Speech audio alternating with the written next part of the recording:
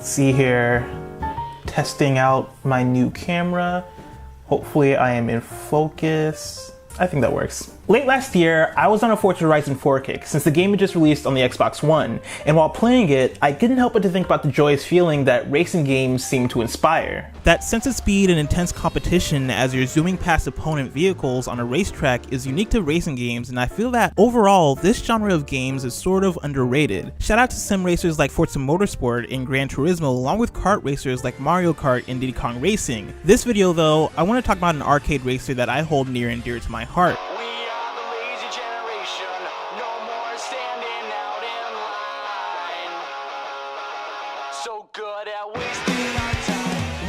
Arcade-style racers tend to put fun and speed at the forefront of their game design. Games like Midnight Club and Ridge Racer exemplify what exactly an arcade racer is. It's less about the accurate tuning of sims or the character-driven personality and weaponized combat of kart racers. No, arcade racers are about what you imagine the joy of racing to feel like. One of my favorite games ever is a mid-2000s arcade-style racing game published by Electronic Arts.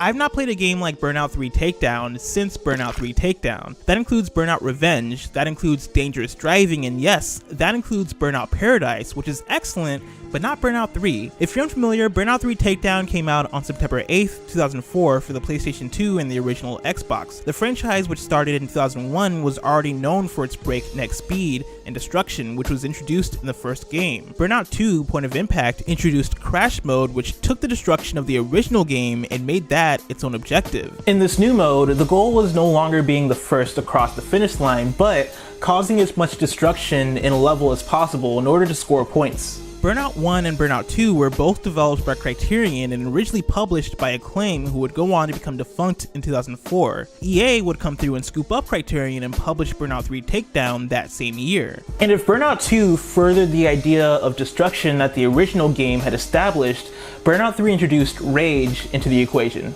Burnout 3 was the leap forward for the series that to this day makes people ask the question, where is Burnout whenever EA announces a new Need for Speed game? 3 wasn't only a graphical leap forward, offering colorful, clean visuals among the best that the PS2 had to offer, but the game also presented better physics to convey destruction, a more intense sense of speed, and a further fleshed out crash mode. Burnout 3's crash mode boasted an impressive 100 different crash levels. Each level was like a puzzle in which the player would have to figure out how to rack up as many points as possible by causing as much destruction as possible. This fully featured and highly addictive physics and destruction based puzzle mode being included in a racing game helped set Burnout apart from the competition. Along with upgraded graphics and a greater crash mode, Burnout 3's biggest addition was the takedown mechanic. In racing modes, hitting other racers and knocking them hard enough into walls, cars, or other obstacles would cause them to crash and ramp up your momentum. Each takedown would add a chunk to your boost meter, which, by the way,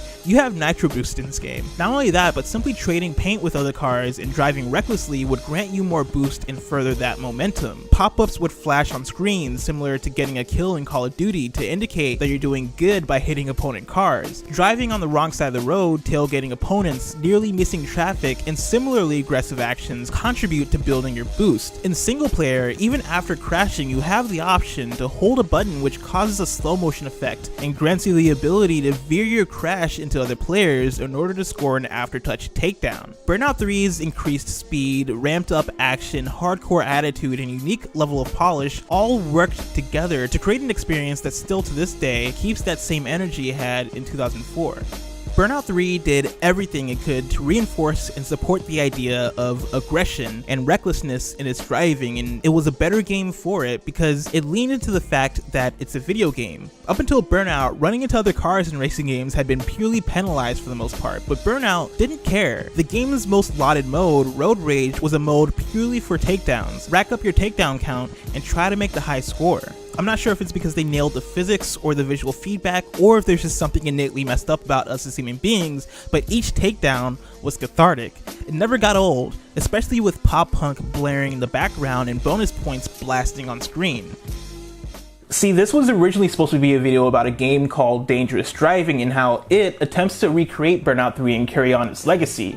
But once I got into writing the script, I realized how much I had to say about Burnout 3 alone. With EA focusing on Need for Speed games and Criterion being converted into a support studio for games like Battlefront, the Burnout franchise has effectively been sunsetted. Dangerous Driving, a recently released game developed by Three Fields Entertainment, a team comprised of some of the original developers of Burnout, has made for a fun replacement, but Dangerous Driving doesn't necessarily capture the same energy and momentum that made Burnout 3 Takedown the pinnacle of arcade racing. Of course, there are mechanics that are shared between the two, such as crashes, takedowns, the boost system, and more. In fact, Dangerous Driving is practically just a carbon copy of Burnout 3, but the amount of love and polish that is apparent through every facet of Burnout 3, the modes, the overworld map that I didn't even mention, the deluge of various vehicles including a fire truck, the signature takedowns you can perform based on landmarks in the courses, the diversity of racetracks that span regions of the US, Europe, and East Asia, and even DJ Striker, who is endearingly obnoxious, keep Burnout 3 in a higher echelon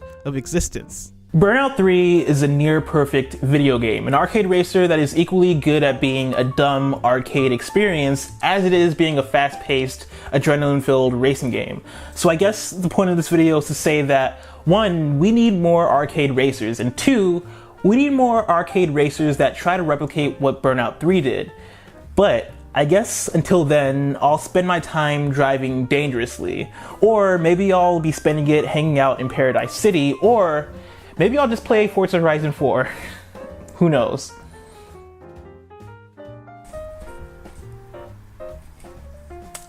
Game's good. Game is really good. Thank you guys so much for watching this video. Hit me up in the comments and let me know if there are arcade racing games that you're a fan of. Burnout Paradise and Forza Horizon have been go-tos for me recently. Once again, I'm Blessing. You can follow me on Twitter at Blessing Jr. and you can follow OKBeast on Twitter at OKBeastNow. Subscribe to keep up with what we do here and leave a like if you enjoyed the video. I'll see you guys later. Make sure to check out OKBeast.com for articles and podcasts.